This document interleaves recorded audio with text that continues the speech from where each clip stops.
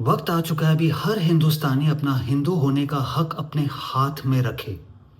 हाथ में रखने का मतलब है हमारे हिंदू भगवान जितने भी भगवान है सबकी एक शक्ति थी, वो एक शक्ति थी उनके हथियार जो वो अपने हाथ में रखते थे।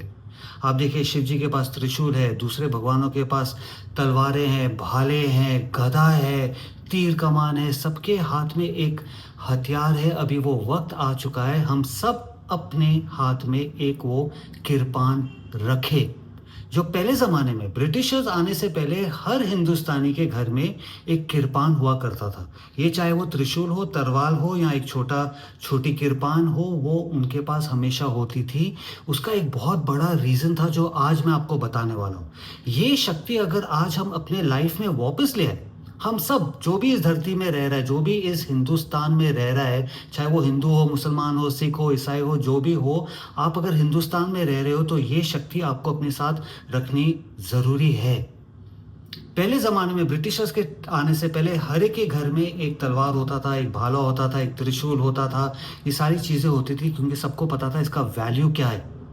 इन सब चीज़ों में एक एक बहुत इम्पॉर्टेंट चीज़ है, वो है स्टील। जिससे ये तलवार बना है, ये भाला बना हुआ है।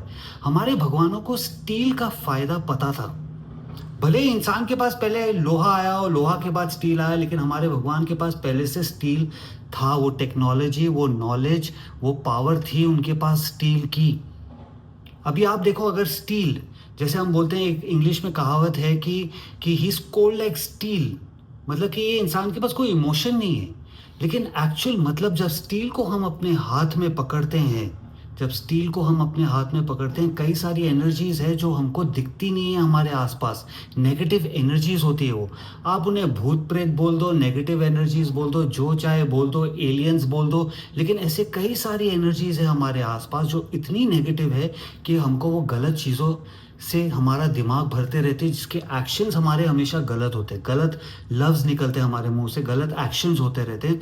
तो इन नेगेटिव एनर्जी से बचने का, जो हमको दिख रही नहीं है, जो दिख रही है उससे तो चलो लड़ सकते हैं, जो नहीं दिख रही है उसके लिए हमारे भगवान हमेशा हाथ में स्टील पकड़ते थे। क्योंकि स्टील पकड़ते ही हमारे आसपास की एनर्जी ऐसे हो जाती थी, इतनी पावरफुल हो जाती थी कि ये नेगेटिव एनर्जीज हमारे कान नहीं भर सकते थे, हमारे पर उनका उनका असर नहीं होता था, उनका जादू, उनकी ताकत हम तक नहीं पहुंचती थी, हमारे भगवानों तक भी नहीं पहुंचती थी। तो स्टील के दो फायदे थे, एक तो जो है एनर्जी नहीं दिख रही है, दूसरा स्टील को अगर हम सही तरीके से उसको यूज़ करें तो वो एक वेपन हमारे हाथ में आ जाता है, एक हथियार हमारे हाथ में बन जाता है। जो आने वाला थ्रेट हमारे सामने है उससे हम अपने आप को या किसी और को प्रोटेक्ट कर सके। सोचो कितना पावर था ये वेपन का, ये नॉलेज का, ये स्पिरिचुअलिटी का, ये ताकत का हम सबके पास ये होता था, जो ब्रिटिशर्स आने के बाद ये हमसे ले लिया गया। तो ब्रिटिशर्स चले गए अभी।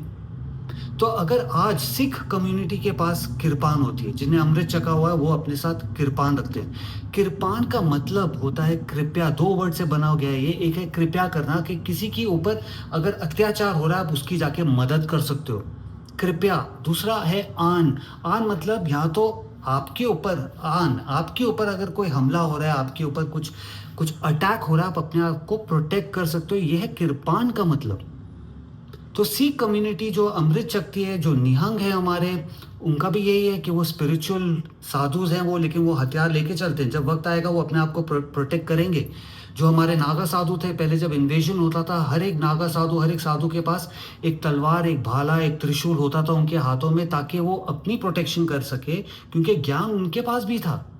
जब इन्वेजन होते थे सबसे पहले वो ज्ञान को, किताबें फाड़ते थे, जिसके पास ज्ञान है उसको मारते थे, ताकि आने वाली पीढ़ी को पता ही ना लगे कि वो कितनी ताकतवर है। तो आज अगर हम सब ये किरपान अपने लाइफ में रख ले, तो पुलवामा जैसे अटैक, आप सोचो, कहीं ना कहीं कुछ हद तक रुक सकता था। अभी कई सारे लोग होंगे बोलेंगे यार AK-47 के सामने अभी वो किरपान क्या करेगा। 3,000 लोग थे वहां पे, 3,000 बोलो, 2,500 बोलो, 300 लोग बोलो, जिनके हाथ में अगर एटलीस्ट अगर 50-100 के हाथ में भी किरपान होती। किरपान बोल रहा हूँ मैं, तो तलवार भाले भी नहीं बोल रहा हूँ कि यार कहाँ छुट्टी पे जा रहे हैं हम लोग तलवार लेके घूमेंगे, नहीं। अगर किरपान भी होती तो वो AK-47 में 30 बुलेट्स है। उनको ट्रेनिंग दी जाती है कि इसको आप ऑटो पे नहीं रखोगे, ऑटो पे रखोगे तो ड्र करके 30 गोली निकल जाएगी, फिर मैगजीन भरना पड़ेगा। सिंगल शॉट पे रखते हैं वो लोग उसको। कई सारे लोग हैं, आप देखिए जब यहाँ पे मुंबई अटैक्स के अंदर भी असिस्टेंट सब इंस्पेक्टर ओमले साहब ने हाथों से AK-47 खींच लिया था। अभी भी कश्मीर में जो पुलवामा अटैक हुआ है, वहाँ पे टूरिस्ट के ऊपर जो अटैक हुआ है, घोड़े वाले ने एक बंदूक खींचने के लिए गया था, उसमें उनको वो गोली लगी है। तो जिगर सबके पास है, हम सबके पास वो जिगर है, लेकिन हाँ जब कुछ है ही नहीं हाथ में तो क्या करें। तो आज वक्त आ गया है कि हर हिंदुस्तानी अपने साथ एक छोटी किरपान रखे। मेरी गवर्नमेंट से रिक्वेस्ट है कि इसको आप एक मैंडेटरी बनाइए, इसका आप सही तरीका बताइए लोगों को किस तरीके से यूज़ करना है। 3 इंच का ब्लेड भी बहुत है, ये नहीं कि हमको कुकरी लेके या रामपुरी लेके घूमना अपनी जेब में, नहीं। ये इतनी सी चीज़ 3 इंच का ब्लेड है, ये भी बहुत हद तक हमको या दूसरों को प्रोटेक्ट कर सकता है। ये हमारा किरपान बन सकता है, ये हमारा किरपान बन सकता है कि हम किसी और की मदद करें, हमारी मदद कर सकते हैं हम इससे। तो अभी कितने सारे लोग हैं जो पुलवामा अटैक के बाद, क्योंकि टेररिस्ट ने जाके सब टूरिस्ट को बोला कि कलमा पढ़ो कलमा पढ़ो, जिसने कलमा नहीं पढ़ा मतलब तुम हिंदुओं को मार दिया उसको, ये चक्कर के अंदर। तो अभी लोगों ने क्या कर दिया, इसका मजाक बनाना शुरू कर दिए, रील्स बनाने शुरू कर दिए इसके ऊपर, इंस्टाग्राम में, सोशल मीडिया में, कि भाई कलमा पढ़ लो, हम तो कश्मीर जा रहे हैं।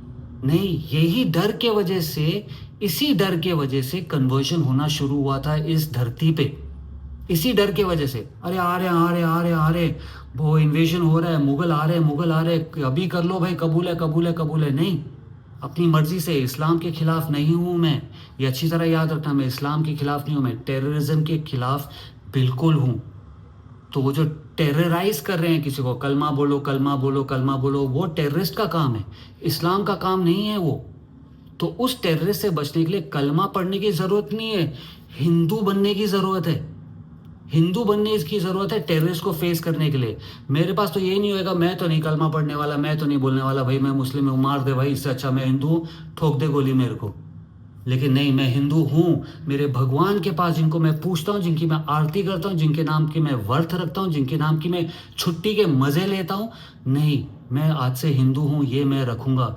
तो अगर आप हिंदू हो, हिंदुस्तानी हो, जैसे मैंने बोला हिंदुस्तानी मतलब मुस्लिम, सिख, ईसाई, हिंदू, जैन, बुद्धिस्ट जो भी हो, अगर आप इस धरती पे हो तो ये आपका हक है। 3 इंच से ज़्यादा नहीं है ज़रूरत हमको, तो वो कुकरी की ज़रूरत नहीं है, 3 इंच का ब्लेड। गवर्नमेंट से मेरी रिक्वेस्ट है कि इसको आप प्लीज़ मैंडेटरी बनाइए ताकि हम अपनी सुरक्षा कर सकें। लोग बोल रहे हैं आर्मी को आने में 1 घंटा लग गया, अरे भाई आर्मी को और भी काम है, किसी को पता नहीं था कि ऐसे हो जाएगा। आप जाके देखो कश्मीर में कितनी खुली जगह है, जंगल है, पहाड़ है, कहाँ कहाँ से घुस जाएगा कोई, आर्मी कहाँ तक करेगा। हमारी रिस्पॉन्सिबिलिटी बनती है कि नहीं हमारे तरफ और हमारे आसपास के लोगों की तरफ, कि बस पुलिस वाले आर्मी वाले ही सब करेंगे। अभी पहन लो सिटीजन, भारत के आप सिटीजन हो, ये आपकी यूनिफॉर्म है, ख़त्म। ज़रूरी नहीं है कि हमेशा यूनिफॉर्म वाले ही आएंगे हमको प्रोटेक्ट करने के लिए, थोड़ी मदद आप भी अपनी आप की करो, दूसरों की करो। आप हिंदू हो, कलमा पढ़ना भूल जाओ, ये है हमारा ताकत ना। अगर जिंदा हो तो हक से जियो, किरपान आपका हक है। नमस्ते।